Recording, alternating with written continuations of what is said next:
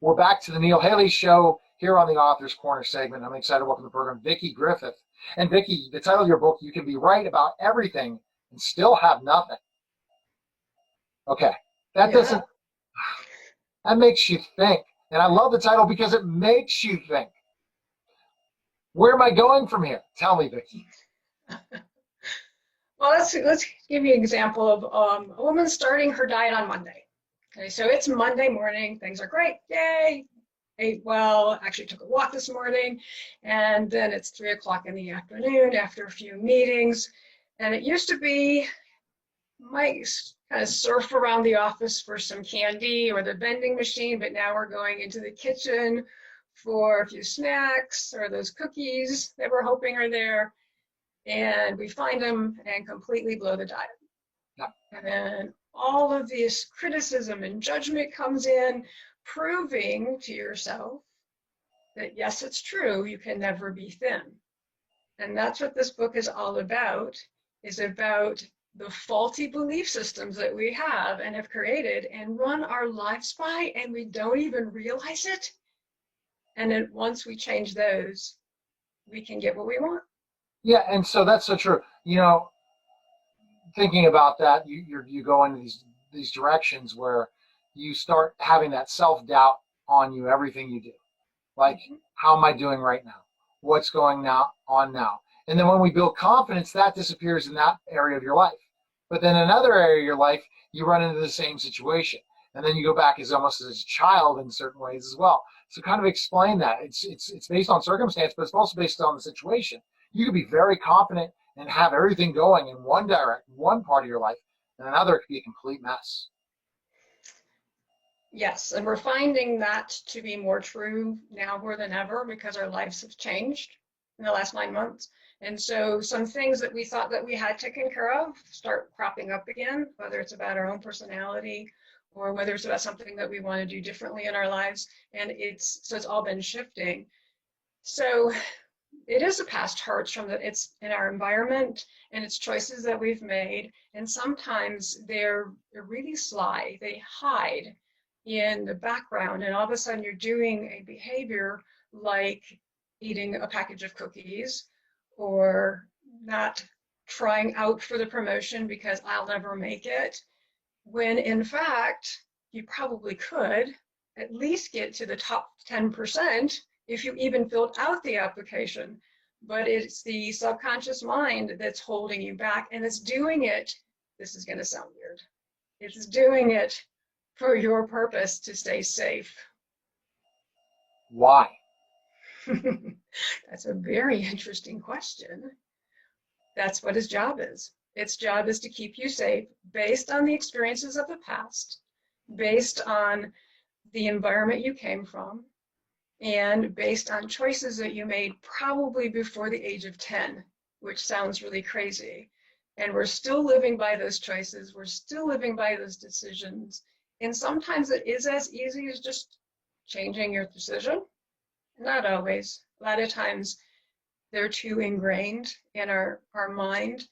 An example of this would be a client of mine who was going through her second divorce came to me because it was very difficult for her.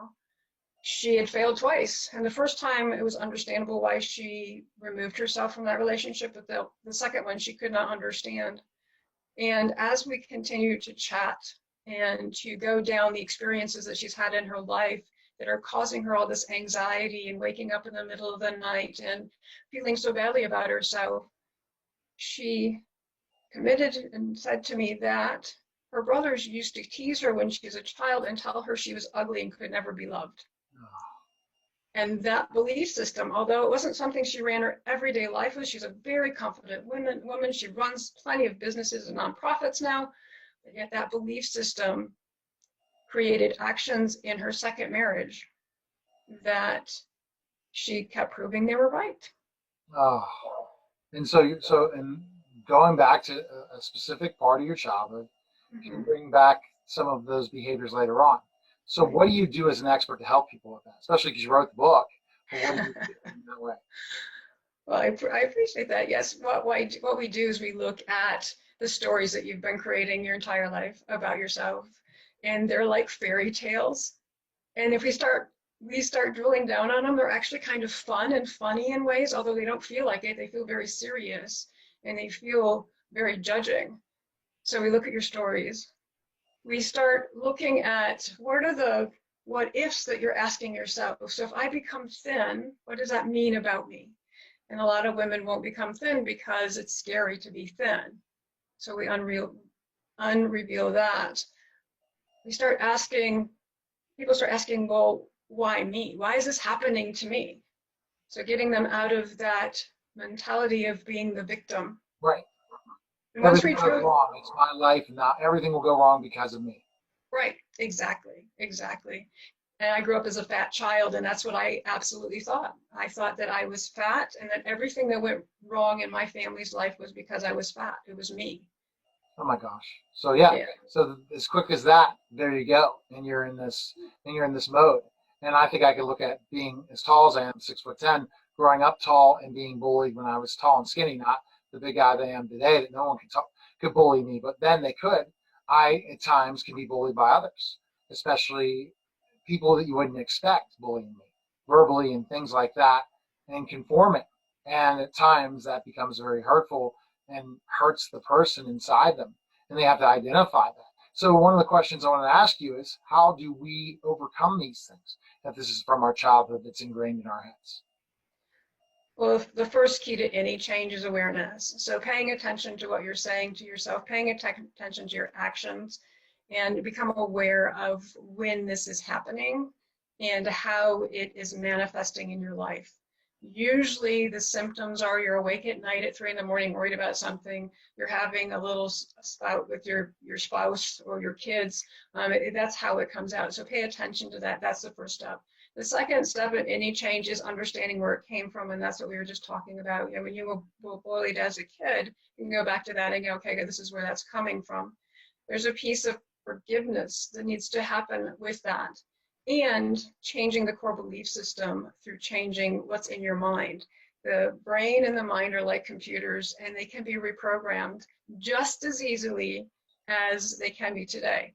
So there's just a few things that need to be done through repetition and through guiding you through the emotions of what you experienced so that it's released forever. And my clients say to me all the time, well, this is so easy. I can't. They're surprised at the changes that they make. Getting up early in the morning and exercising, when they told me right out, I will never do that. Wow, yes, and it's just that easy as being able to do that and identifying that fact. And that's so, so important. And what's the mission for your book? You want millions of people to find out these strategies that helped you help others, it sounds like. Is that correct? That's exactly true. And I can tell that you've heard this many, many times before. We become an expert in our mess pretty much because of what we've experienced. And for myself, nothing changed until I changed my mind. Nothing changed until I changed the deep-seated core beliefs that were faulty and not true. And being a shy, reserved, wallflower, highly sensitive person to be out doing something like this, I would have never imagined at the age of 10. Well, and you overcame. And that's important, and people need to learn from you. So where can they purchase your book and learn more about you? Where can they go? Let me show you the cover. It's so pretty. I'm proud of it. Very So nice. you can, and you can get the book at break, BREAK hyphen through THROUGH.org/books. Fantastic. Thanks again for stopping by. And really, it's something that we all have to think about, our inner child. Why are we making the decisions we make that are not the Exactly. right decisions? And then we don't keep doing that habitually over and over again. So we can become happy by not doing this, making this. So thanks again for stopping by. Thank you for inviting me. It's been a pleasure. All right. You're watching and listening to the Neil Haley Show, and we'll be back in just a moment.